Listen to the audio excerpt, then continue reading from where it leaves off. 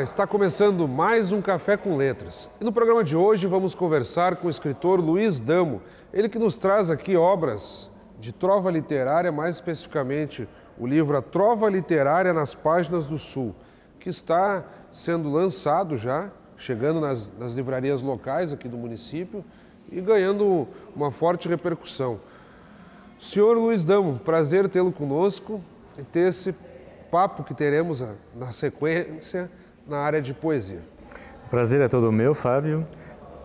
Minha saudação.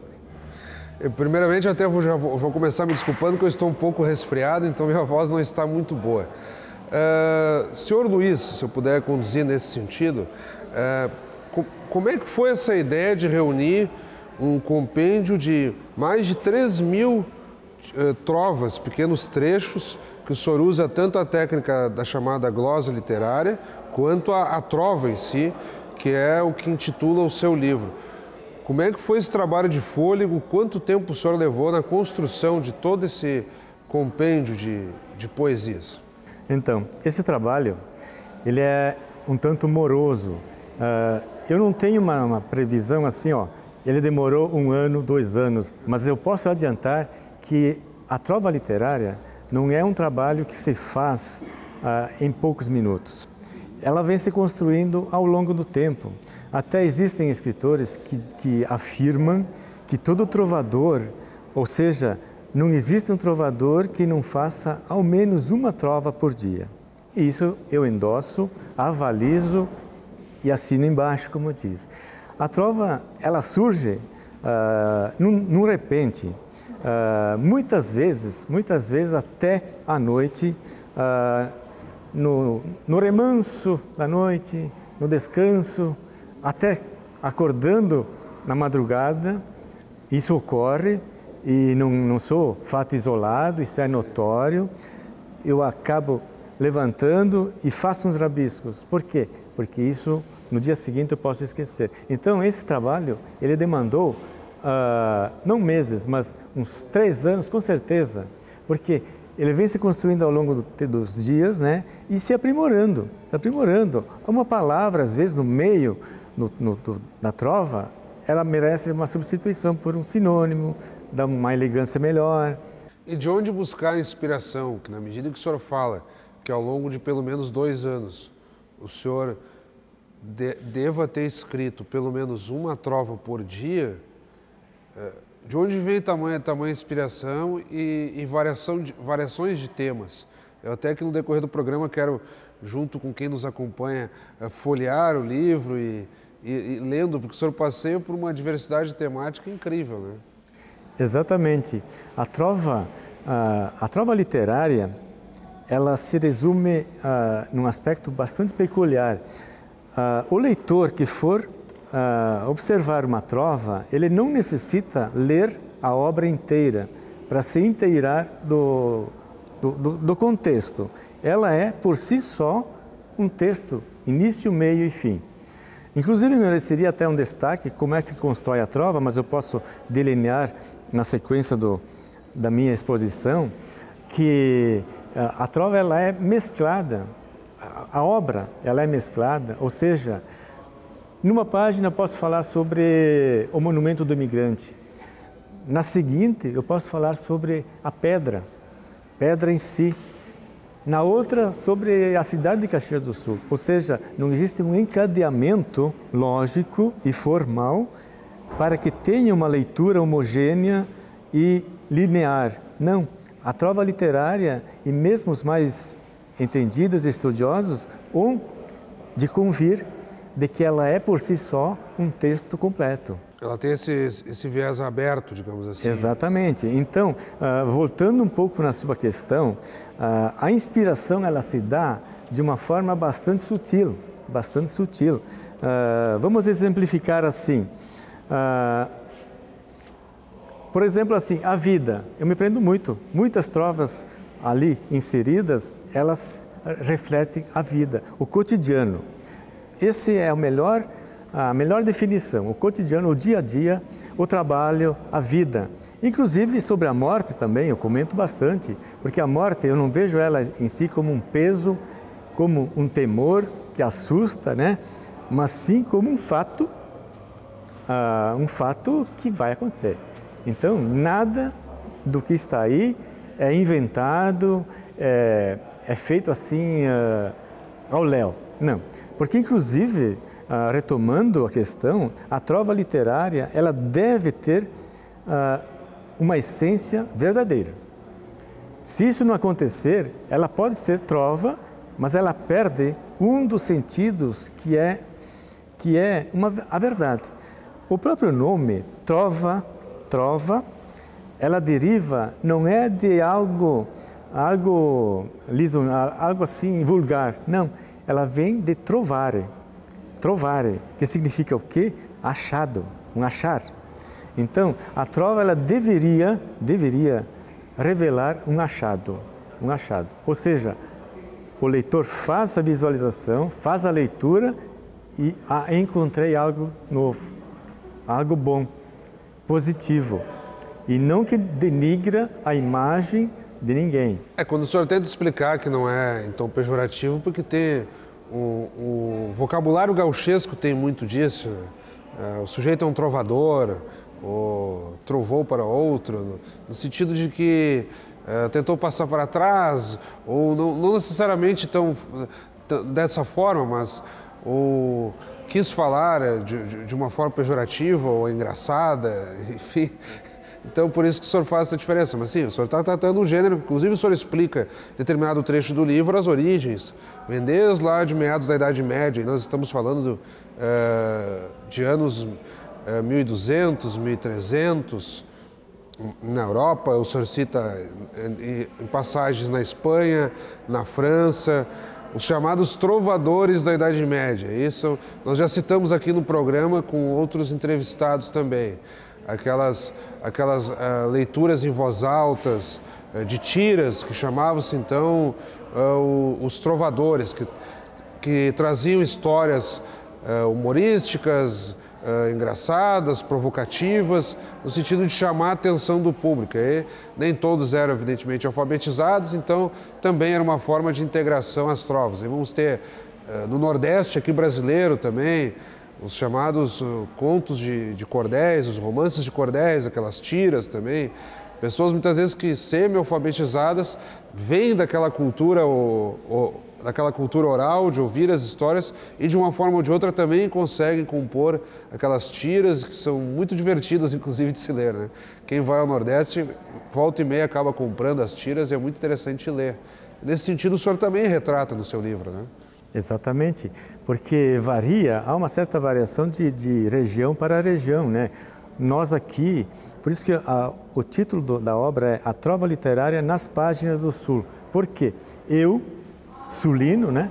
Nasci aqui na região, me identifico com o linguajar, com os aspectos geográficos e tudo.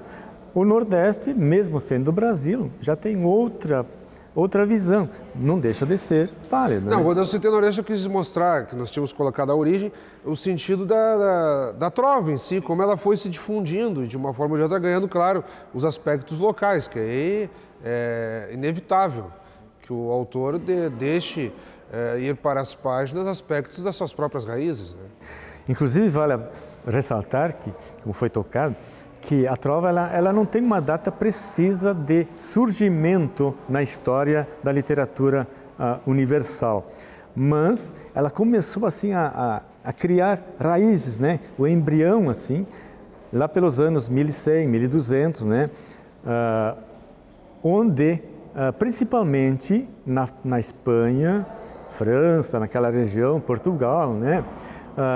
Principalmente as informações que nós temos é Santiago de Compostela, ou seja, lá onde, segundo a história, estão os restos mortais do apóstolo Tiago.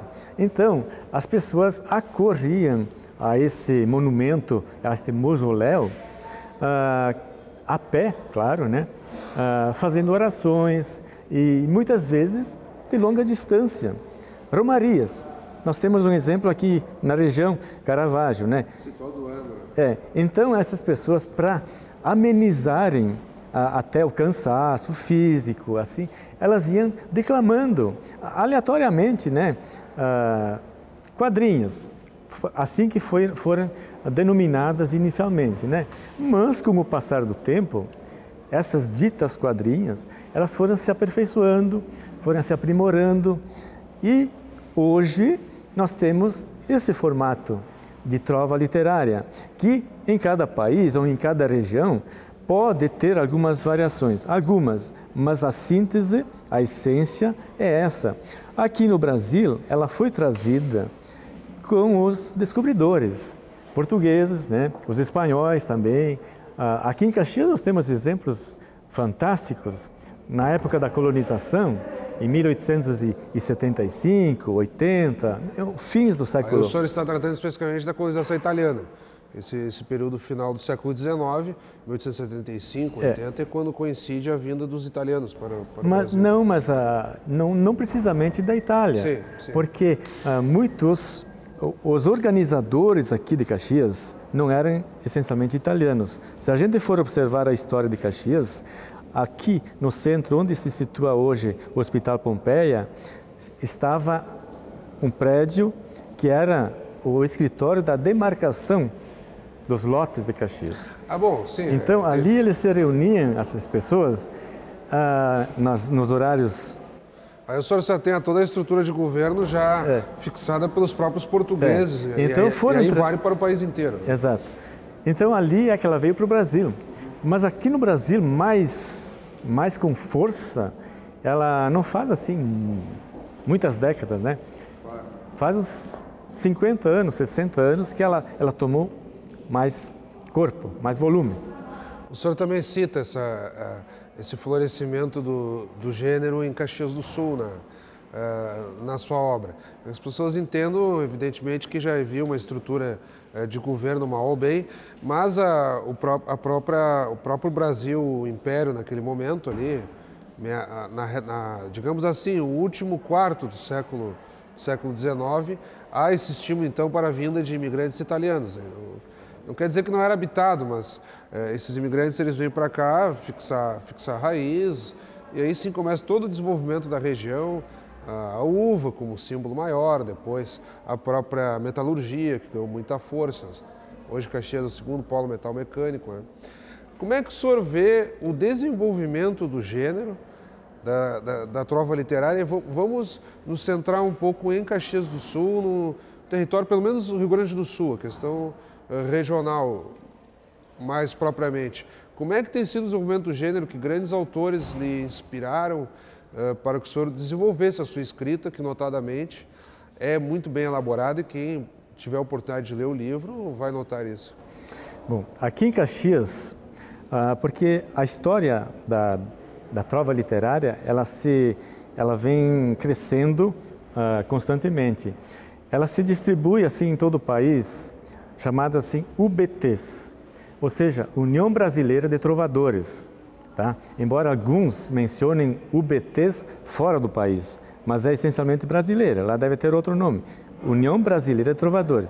Foi no final da década de 90 que em Caxias houve a instalação de uma seção, assim denominada, né? Tem seções e tem delegacias, que não tem nada a ver com polícia. Mas você está tratando da década de 90 já do século XX. Não, isso, 20. Então, aqui em Caxias houve a fixação, o estabelecimento de uma seção. Como é que funciona isso? Em todo o país, mas não em todos os municípios, e esse o meu objetivo, de levar ao maior número possível de municípios uma seção ou uma delegacia, que isso é fácil de instalar. Então, no final dessa década, houve o interesse, por intermédio de algumas pessoas bastante conhecedoras, né? Inclusive, eu sempre gostei, confesso, desde a juventude, mas eu não sabia o que era. Mas eu fazia esse trabalho, mas não dessa forma regrada, sistemática. Claro, depois o senhor aprimorou a técnica. Exatamente. Então, a gente vai colhendo essas informações, essas normas técnicas, e ali eu descobri que essa parte da literatura, esse foco, é interessantíssimo. Então Caxias já conta com um escritório, uma unidade nesse sentido. Caxias tem uma seção, inclusive... Onde que fica? Eu tive o prazer de coordenar por um período. Cada 2 anos muda. É uma entidade. Mas ela tem um endereço fixado ou, de repente, os próprios membros se revezam, um na casa do outro? Como é que funciona isso? Já tem uma sede constituída? Na verdade, essa entidade, UBTs, aqui em Caxias, ela não tem uma sede física. Sim, é nesse sentido que eu queria colocar. Mas ela funciona paralelamente, ou seja, juntamente com a Academia Caxiense de Letras. Vocês utilizam o espaço, então, na própria academia? Porque normalmente as pessoas que fazem trovas, elas muitas vezes são também poetas, poetisas, né, que fazem esse trabalho. Nem todo aquele que faz poesia consegue fazer uma trova. Mas quem faz uma trova, com certeza faz uma poesia. Eu classifico assim, a trova literária, ela é uma micropoesia. E como é que o senhor tem visto a aceitação do público, seja na própria leitura ou também, eventualmente, alguém se interessando também por aprender a técnica e mais adiante também produzir livros? Como é que tem sido o acolhimento local à sua obra e dos seus colegas que também se interessam pelo gênero? Olha, pela minha experiência, nesses anos de trabalho em cima desse gênero, eu percebo que existe muito interesse por parte, principalmente, da classe estudantil, do jovem, até menos jovem, infantil também, desde que saiba escrever, tenha um raciocínio lógico excelente, muito, eu digo assim, ótimo. O que necessitamos muitas vezes é de alguém, e isso eu me prontifico, em mostrar algumas técnicas. Mas o adulto também, a receptividade em colégios, nas oportunidades que eu tive de fazer oficinas, dar palestras, foi muito bem recebido. E uma pergunta que eu lhe fiz, que escritores lhe chamam mais atenção do gênero, que já lhe inspiraram, ou que o senhor faz questão de ler, volta e meia? Quais são as suas referências na área?